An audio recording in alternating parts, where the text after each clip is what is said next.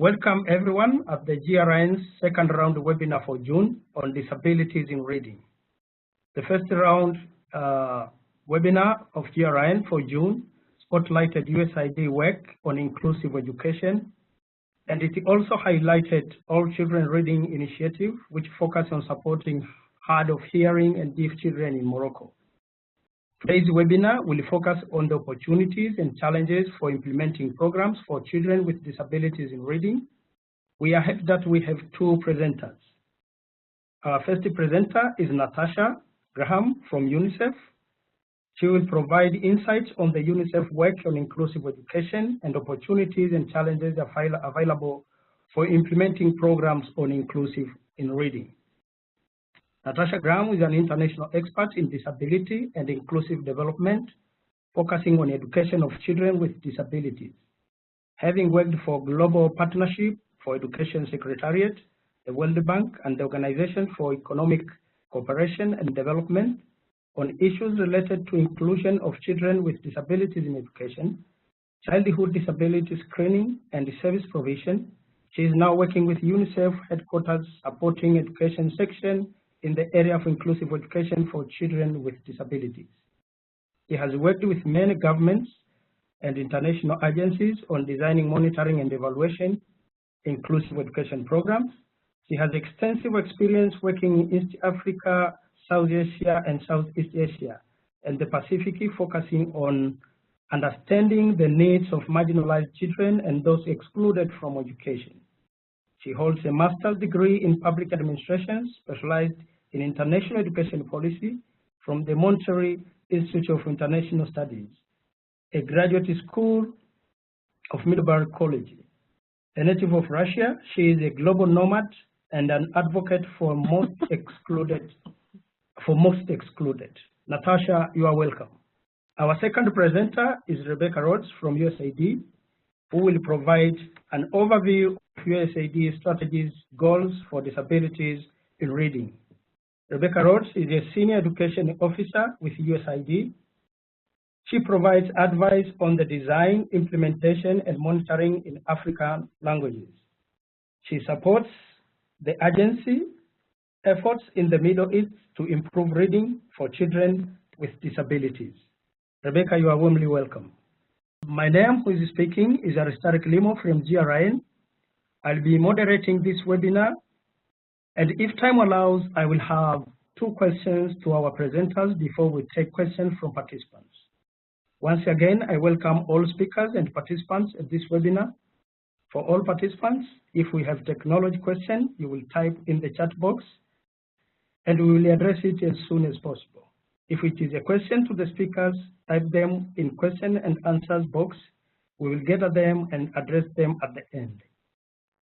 So, welcome everyone again, and I would go straight to Natasha to start her presentation. Welcome, Natasha. So my name is Natasha Graham, and I'm currently with UNICEF headquarters in New York, working in the education section and covering inclusive education for children with disabilities. When I say inclusive education for children with disabilities, because as you know, inclusive education is actually a larger umbrella, and it includes other children. So I'm mostly focusing on children with disabilities. And I would like to begin my presentation. This is my first time presenting on the issues of children with disabilities in relation to reading. And when we talk about inclusive education and where children with disabilities currently being educated, historically, I'm not going to spend too much time talking about what's happening around the world, because I understand that there was a presentation made earlier in the month about this, but I wanted to bring this slide up because it talks about, it shows you 4 different ways of children with disabilities being educated around the world. So that's exclusion, as in children with disabilities are not participating in education. Segregation, that would be special schools. So children with disabilities are participating in education, but they're mostly in special schools. And then integration, that's regular schools with special classes for children with disabilities within regular schools. And then inclusion, so where children with disabilities are able to attend mainstream schools, and they're being educated in the same classrooms. So when we're talking about reading or any kind of learning for children with disabilities, it's important to first understand where is it that they're receiving their education. Because often, for example, if you're looking at segregation or integration, children with disabilities are not using the same curriculum, or they're not as regular children or non-disabled children, and often they're not even taking or they're not participating in learning assessments. So, and then the same thing with inclusive education. The few countries that are practicing inclusion, as in children with disabilities within regular classrooms, very often these children are not included in any type of learning assessments. In fact, I just came back from Ghana, where we were looking at, with the Ministry of Education, at their newly launched inclusive education policy and implementation plan. And when we are looking at the implementation and how is the learning of children with disabilities being measured, often they're not included in examinations. And why that's not happening is because the special accommodations, or government is not able or doesn't know how to make special accommodations for children with disabilities. So therefore, it's really difficult to even measure the progress, and which is necessary to implement a fully inclusive education. So often when we talk about what is inclusive education, there's kind of an umbrella saying that is, say, when every child is welcomed and valued regardless of ability or disability. And I understand that it's very confusing, especially for low-income countries, for their ministries of education. And you could see how this phrase could be misinterpreted in so many different ways. At UNICEF, we say we promote inclusive education, and what we mean by inclusive education is all children go to the same school and are being educated in the same classrooms with special support provided. I decided to include this slide because most of the countries, you could somehow place them in one of the three blocks here, or sometimes it's a combination of all three. Segregation, integration, and inclusion. So as more and more countries are committed to implementing inclusive education, they're somewhere along the spectrum here. There's one thing that I'd like to also mention, that when we talk about inclusive education, a lot of times, from my experience, when you go to especially a low-income country, the Ministry of Education get intimidated because they feel like inclusive education is for wealthy countries or for countries that have a lot more capacity. And when in fact, there's only one country in the world that has only inclusive education, as in all children. There are no special schools, and there are no special classes within regular schools, and that's Italy. So it's really something important, I think, to keep in mind, because inclusion is a process. It's a change in an attitude, but only one country in the world that's actually managed to get rid of all the special schools and all the integrated classrooms within regular schools through radical reforms in the 70s.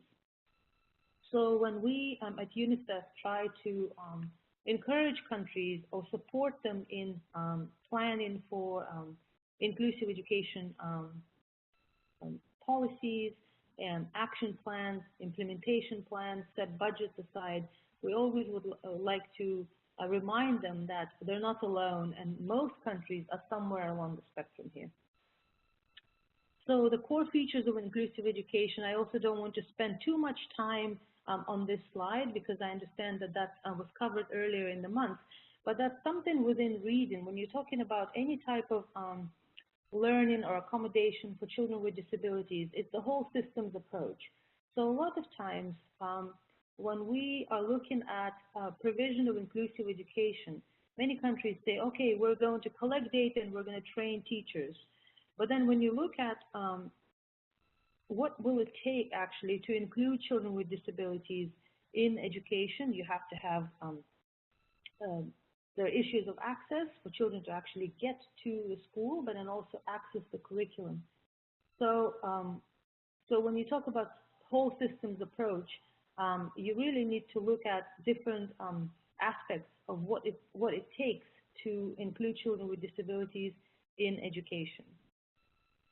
Inclusive education is an attitude, and that's something that in many countries where I work, for example, in Cambodia, where there's so few things that happened for children with disabilities within education, but the shift in attitude started to happen, and that can really move mountains, because when people start seeing children with disabilities as members of society, as children who have equal rights, right to education, then it's not even a lot of times special funding, or it's just an attitude that that starts the change in the process.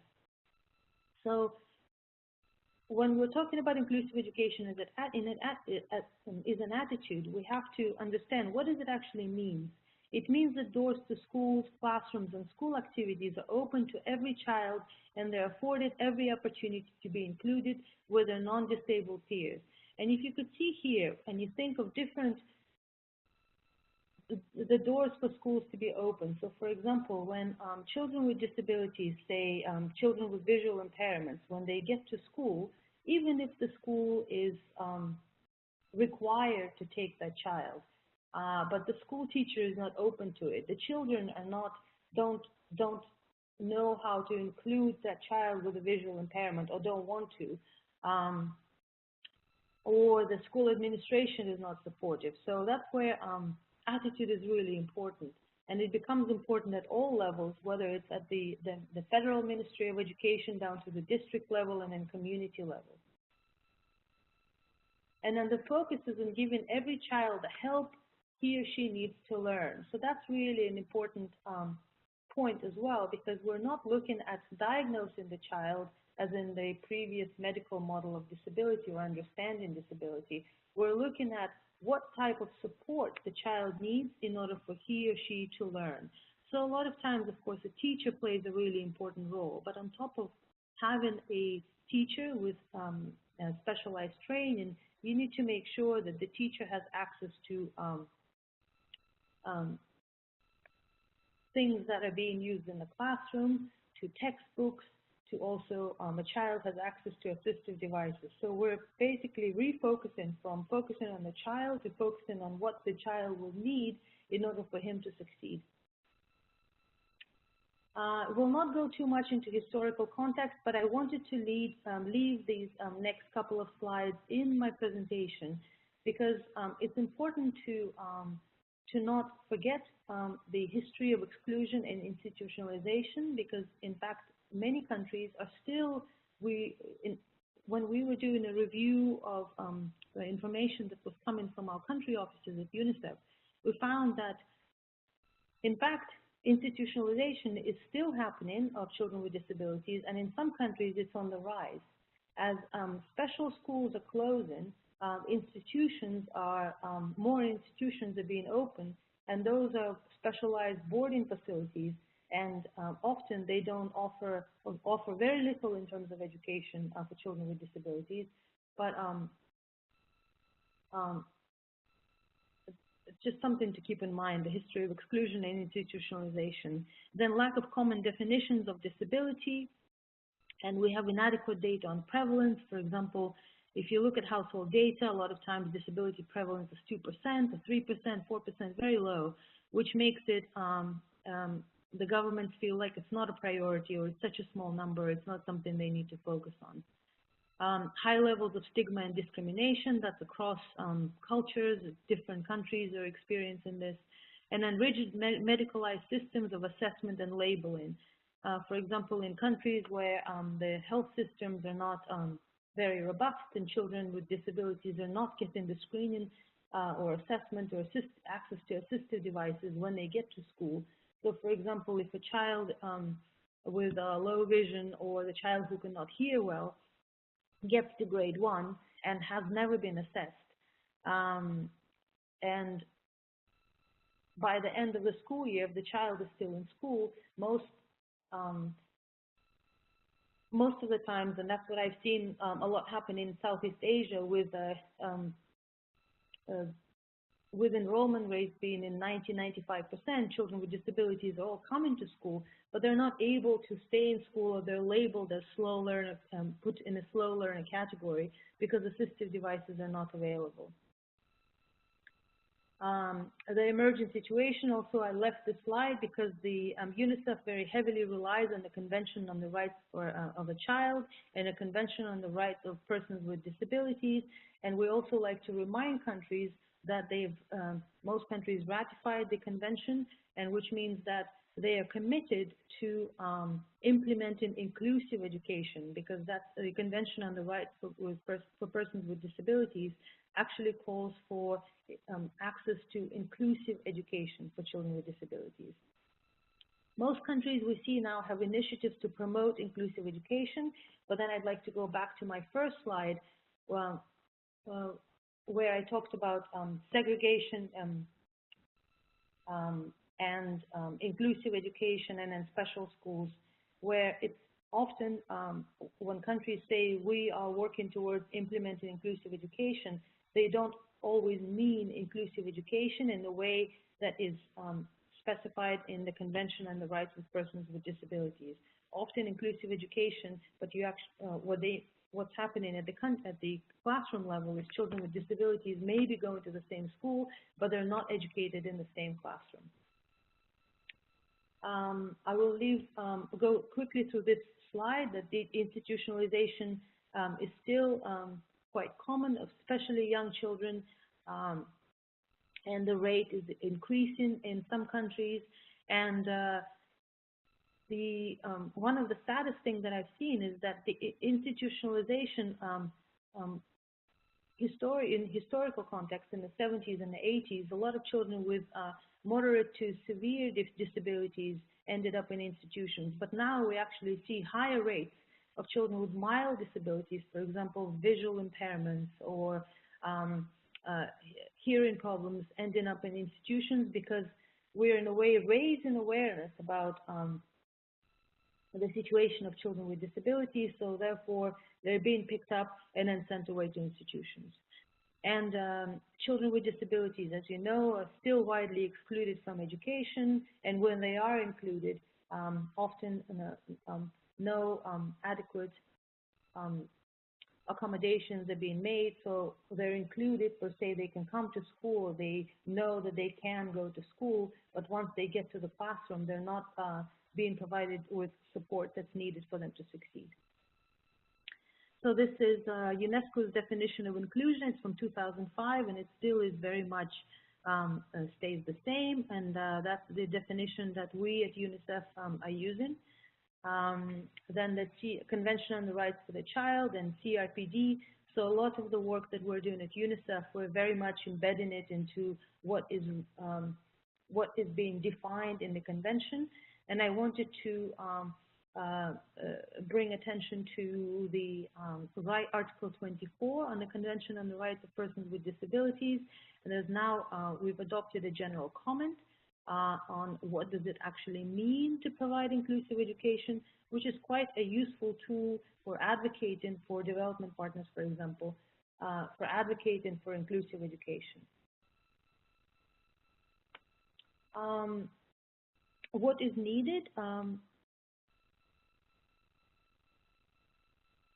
There was one thing that I wanted to focus on when we talk about what is needed at the global level, what is needed at the country level, what is needed at the development partner level.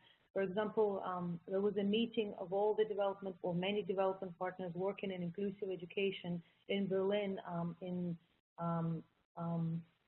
March of this year, where we discussed how development partners can support countries interested in working towards inclusive education. So we talked about addressing access, quality, and respect for rights. So we all know that these are things that need to be done or addressed in order for children with disabilities to participate or be included in education, but it's the how-to that's often missing. It's the how do we provide access to children with disabilities? What do we mean by access? And respecting the rights of children with disabilities, what rights, and governments aware of the rights, and how can governments, what can they do to respect the rights of children with disabilities? For example, in Ghana last week, we discussed what policies and laws are in place at the government level to support the inclusion of children with disabilities in education, and how are they being implemented, and what programs or projects actually support implementation of these policies. So this is an interesting slide because at UNICEF, we decided a couple of years ago that we need to understand from our country offices what countries are doing in respect to inclusion of children with disabilities in education. So we've asked, it's a standard monitoring questionnaire that goes to over 140 countries, and we pretty much received something that we expected to receive, but it was interesting to see. For example, we've asked countries to provide a score of what they think, and that's usually UNICEF's education units or education offices within each country. We asked them, is there, for example, an inclusive education policy in the country that you're working, or what's being done to provide access to the actual physical environment? Is there anything that's being done to provide children with disabilities with materials? Then human resources, teachers being trained in inclusive practices. What about school administrators? The attitudes, what is the general attitude towards children with disabilities and towards their right to education? And then also looking at inclusive education, education management information systems, so that's the in-school data collection. How many of them are actually including children with disabilities? Therefore, for example, data on student learning assessments, and how are these assessments accommodating children with disabilities? That would be included in the EMIS system. Or how many children with disabilities are in the school? Is this data disaggregated by the type of disability? So it was very interesting to see that the key implementation is always issue is implementation at the school level. So even when you have policies in place, and a country may hire an expert or a consultant or an advisor to advise them to help create a good policy, but then what happens at the implementation level, at the school level? What happens at the community level? So that's usually a lot of the bulk of the issues concentrated at that level. And in fact, we did an EMIS study, so we looked at EMIS systems in 40 countries, 40+ countries, and we found out that 20 countries don't even include children with disabilities in their data collection systems, which is really concerning.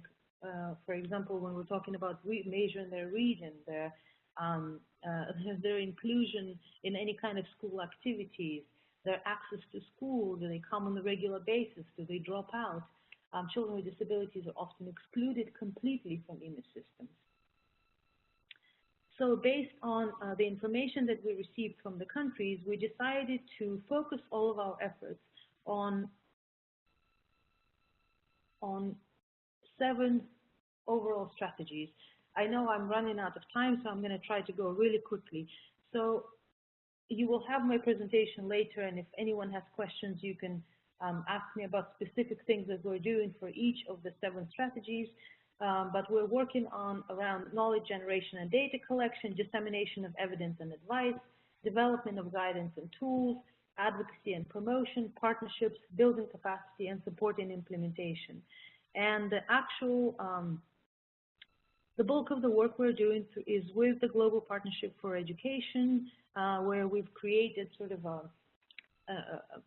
we've helped them to we were leading a consultation on the new strategic plan for Global Partnership for Education, where we connected with a lot of development partners, disabled person organizations, NGOs, INGOs, community members, teachers, school administrators, and we've asked them what's missing, what's working well. And so based on that, we've found out that a big issue, again, is capacity, is the how inclusive education can be implemented at the school level.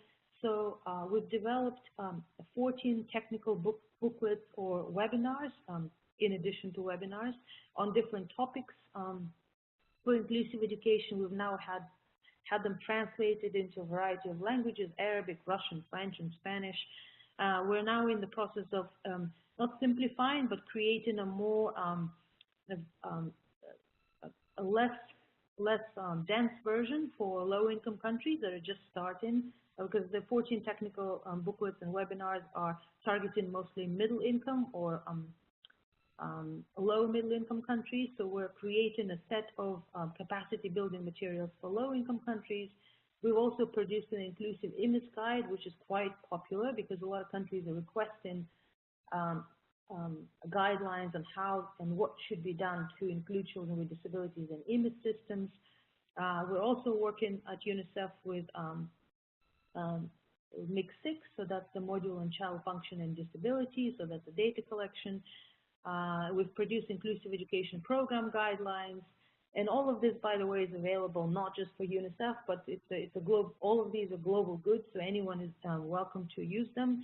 And then the most recent one, and that's why I was in Ghana, we produced a chapter. So all countries now that are global partnership, receiving funding from Global Partnership for Education, are required to produce education sector plans and analyze their existing education sector. So that they have to do the education sector analysis.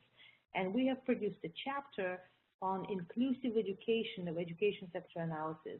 So that's basically how does one look at the education system, the entire system, through an inclusive lens. And so we're piloting this in Ghana, the chapter on education sector analysis, methodological guidelines on inclusive education, and the guide will be available for all countries to use by the end of this year. We also have an accessible learning materials initiative, and that would be mostly used in classrooms, of course, and that's large print textbooks, assistive devices, and then learning materials that are used by teachers. We're also providing training courses and workshops. We are in September having a regional inclusive education conference for East Africa region. In November, we're having one for West Africa.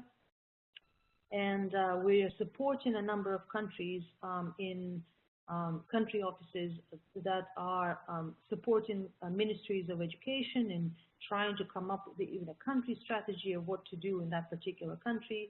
And then the big item on the agenda for the remaining part of the year is we're creating a community of practice like the one you have on reading, but for inclusive education. And we most likely will base the topics or the themes that we'll be covering is on the methodological guidelines on education sector analysis for inclusive education.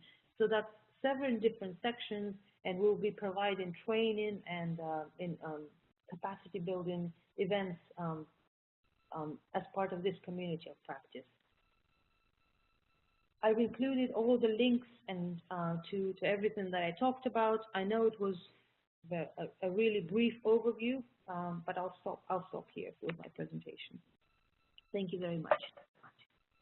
Thank you, Natasha, for your great presentation. And now I welcome Rebecca Rhodes to highlight on USAID strategies and goals for disabilities in reading. Madam Rebecca, you are welcome. Thank you so much, Lyimo, and thank you to Natasha and to the Global Reading Network, and also to our participants, to whom I offer what I can as an apology. This turns out to be a day where I am in rural Haiti with no connection except a phone line. So I will talk you through what we have been working on at USAID and what our general direction and thinking is at this time. And I appreciate your listening to that. I will try to be as concise as I can. I think in what I have to say, you will hear a lot of echoes of what Natasha has just explained. So I want to start by essentially repeating some of those very important things that she highlighted. We also believe at USAID that inclusive education is very much an attitude, that it has to start anything that we do in reading to ensure that all children, including children who learn differently, can read. That has to begin by having the attitude that it is possible for this to happen and for those children to learn how to read. You will also hear in what I will explain about the agency's work echoes of Natasha's points about using models that are not medical models. We want our development models to be oriented around identifying the appropriate supports to enable all children to read, not about diagnosing or labeling a particular disability. I have a lot of issues, as many people do with that word, but a particular style or a particular way of learning, but to focus on what support is needed so that an individual can acquire this essential skill. And then, as Natasha had said, that obliges us to look at how to provide every opportunity to achieve this and to look at a whole systems approach. So within the reading team, we are moving in these directions. Having said that, I need to admit to everyone on the webinar that this for us is essentially very new terrain. Everyone will remember that USAID began its focus on reading in 2011, and for a long time we were only able to begin to introduce very basic concepts around that were not specific to populations that might have specific reading needs or support needs to learn to read. So our work with teaching children with disabilities to read really, as you I think may have heard in the earlier webinar this month, dates back to essentially the end of 2013 and the beginning of 2014, when we began to look at each other and feel guilty that we would publish requests for proposals that always said, oh, ensure that children with disabilities can learn to read, but we were not providing any of the types of guidance that Natasha has described. We were not offering to any of our partners any real tools for how to do what we were saying had to be done. And basically, if truth be told, we were, giving lip service to an idea, but we weren't putting any effort behind it ourselves, and therefore putting our partners in a position where it was very difficult for them to put an effort behind it. So that our motivation comes from wanting to change that reality. We are very much committed to moving forward, however difficult it may be, into addressing these questions that Natasha raised. How do you implement instruction at the school level for children with disabilities so that they are able to learn to read? So this is our perspective at this time as an agency and as a reading team. But as I say, this is a very new area for us of exploration and of focus in our work. We do begin, and if I had slides to show you, this would be a slide. We do begin with the perspective that from a neurological standpoint, all brains can achieve what we at the moment describe as basic or functional reading skill. So this is a belief to which we commit. We know that learning to read is very much a process of teaching your brain to do a certain number of functions that enable you to understand what you see as a printed symbol. And we think that with the right support and with the right instruction, all brains can achieve this to a basic or functional level. Working off of this belief, like UNICEF, we are beginning to investigate a certain number of categories of what we think of as areas of inquiry for us within the programs that we fund. And I think you'll see a lot of overlap in what I'm about to say with the 7 strategies that Natasha described. So we are asking very specifically now that the partners with whom we work and that the organizations that we fund begin to look at the degree to which children with disabilities in the communities where we are working have the ability to access and participate in education when they are very young. So our 4-year-olds, our 5-year-olds, our 6-year-olds who are deaf or hard of hearing, blind or low vision, somehow cognitively different, are they being allowed by their parents, by their community, by the adults around them to come to a school and to participate, or are they being kept at home? For us, this is the very first essential question. It's a bit of a step removed from are they being taught reading, but it is the first piece of data that we have to have and that we have to understand. So access and participation is becoming, in the solicitations we write and in the work that we fund, more and more of a focus of data collection for us about the children that we are trying to serve. Another area of focus for us, another area of inquiry as we've framed it for the moment, and again, I appeal to Evelyn to realize that this is really a work in progress for us, and we are really looking for input on how to make it better. But another area of inquiry for us is networks, and to what degree in each context, in each country, where we are working on teaching children to read, are there already networks of organizations who are devoted to supporting learning for disabled populations and supporting access to learning for disabled populations? Everywhere that we have so far been able to ask this question, we have been, of course, overwhelmed by discovering the number of resources that may be available in a country, although possibly not in a particular area of that country. And we've come to realize that we have done a very poor job as an agency of supporting our partners to find out where these networks are and who they are and how they can be accessed or expanded to support the children who are attending the schools where we finance work in reading. So improving our intersections with these networks is for us on the reading team an essential area of inquiry because we know that that's part of providing the support that each child will need to be able to learn to read.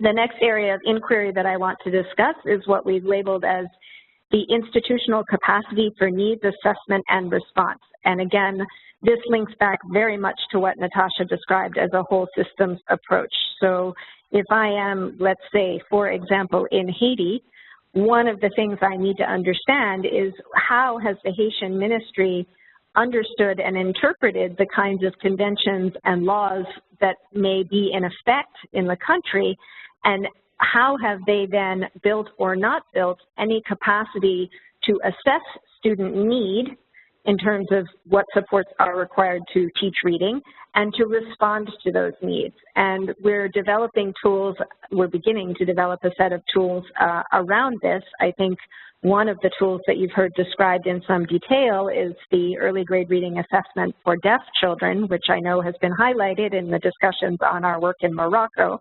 But that would only be one tool for one type of population and would only be a small piece of what might become in the longer run a toolkit for looking at whether a given country had the institutional capacity for needs assessment and response that would be required in order to be able to teach every child to read.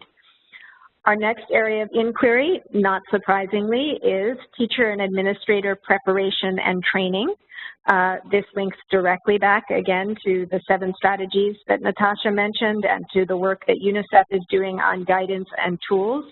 It's very obvious to us that we have not addressed in any of the work that we've done beyond the work on the early grade reading assessment for the deaf in Morocco, we really have not effectively addressed what you say to a teacher or what you say to a school director when you are talking about figuring out what support is needed for the children in the classes that are differently abled and that need a certain pedagogical approach or a certain number of assistive devices to be able to learn basic reading skills.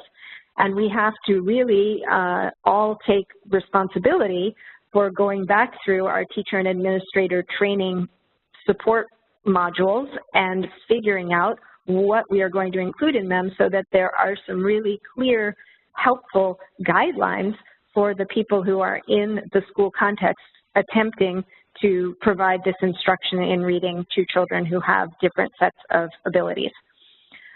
Logically then, following on from that, our next area of inquiry is classroom management. So this gets into the nuts and bolts of exactly as Natasha was saying, how do you make sure that children who are mobility challenged are able to actually move around the room and interact with their peers? How do you make sure that children who are working either with an aid or with a certain device have the type of support and teaching that they need to use those inputs to the best of their ability?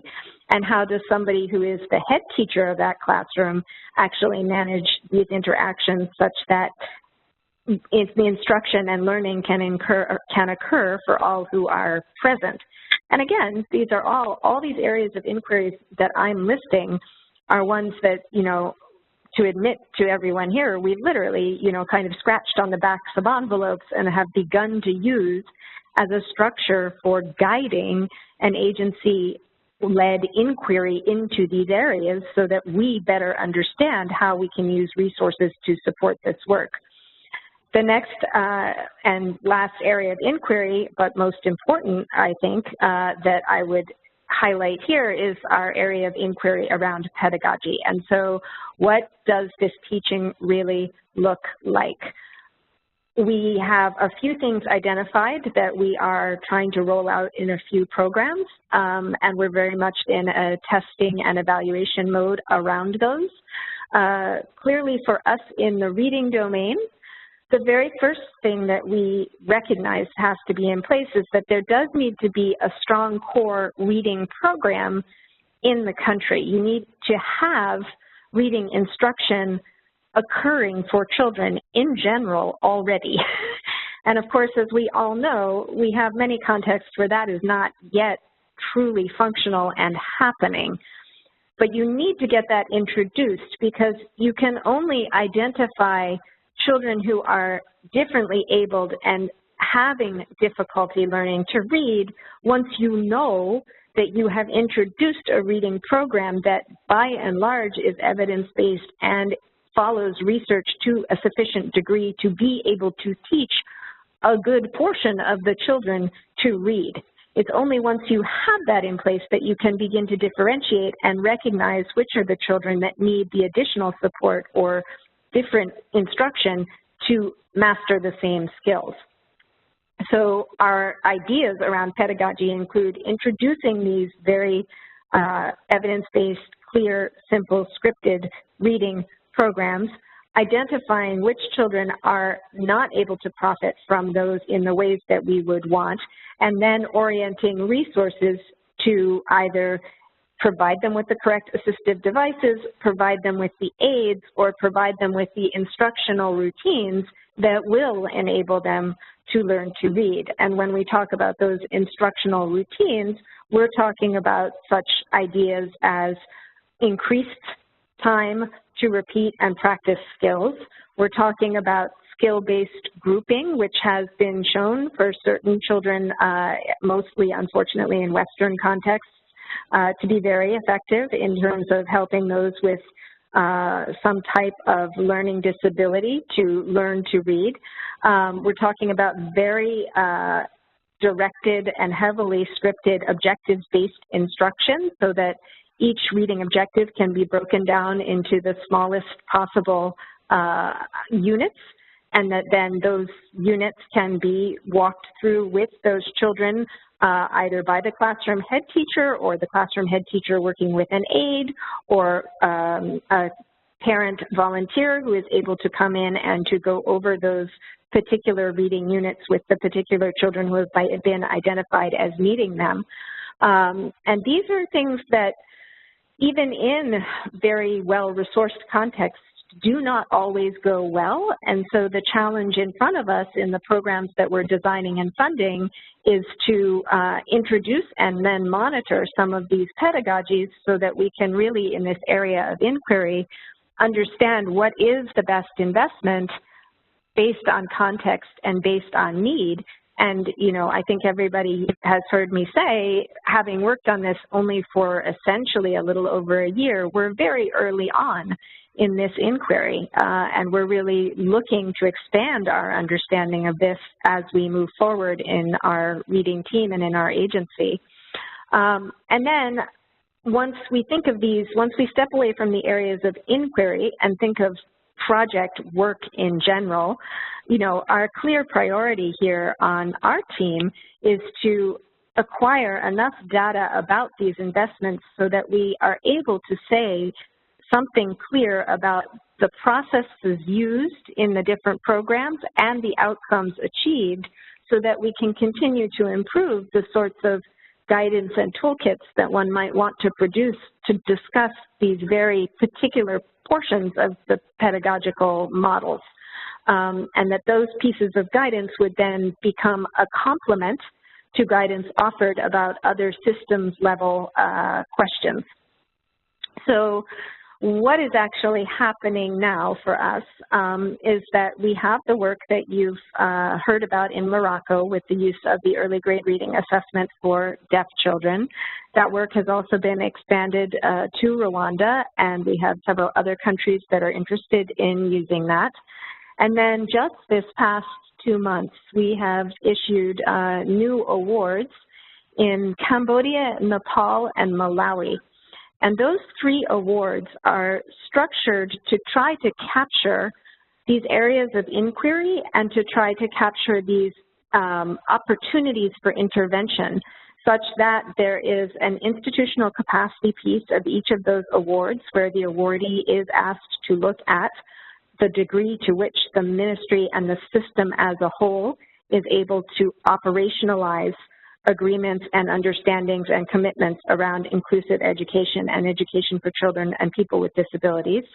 There is a classroom component where we are asking awardees to apply some of these pedagogies and to apply some of these assistive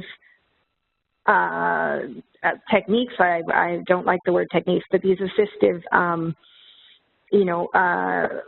opportunities, so that we can see whether they are able to actually put in place classrooms that do serve simultaneously children who are differently abled and children who are following the routine reading program.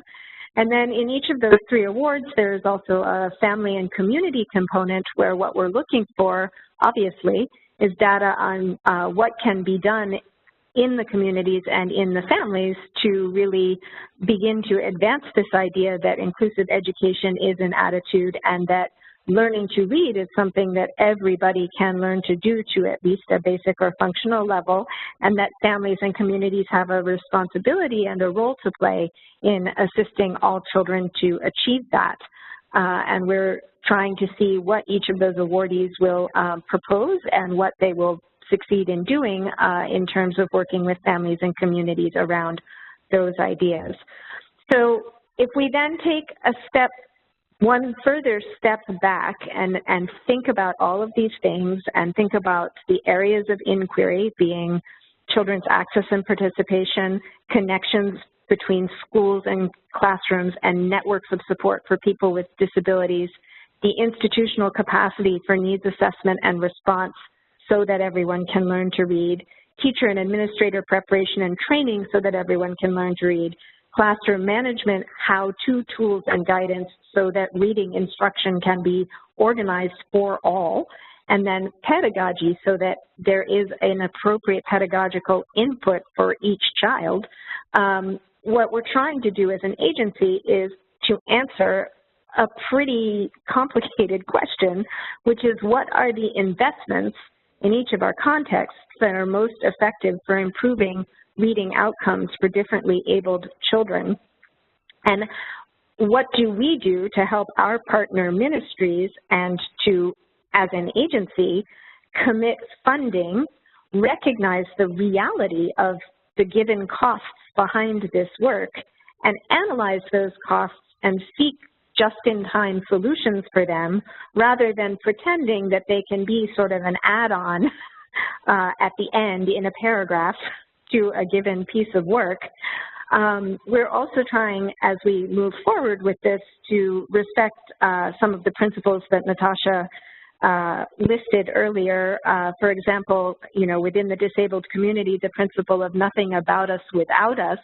We're trying very hard to encourage our partners to really have their interactions on the ground be part of the movements that we see in these different countries around changing education to include children who are differently abled, and so that we can have input from the different organizations and networks and coalitions that have already been addressing this question. Since we feel that we're a little bit late to the table, we're trying to make up for lost time. And then as a part of that, as an agency, we're working very hard to become more active in those types of networks that already exist, and to become more aware of conventions and commitments that may be in place either internationally or within a given country.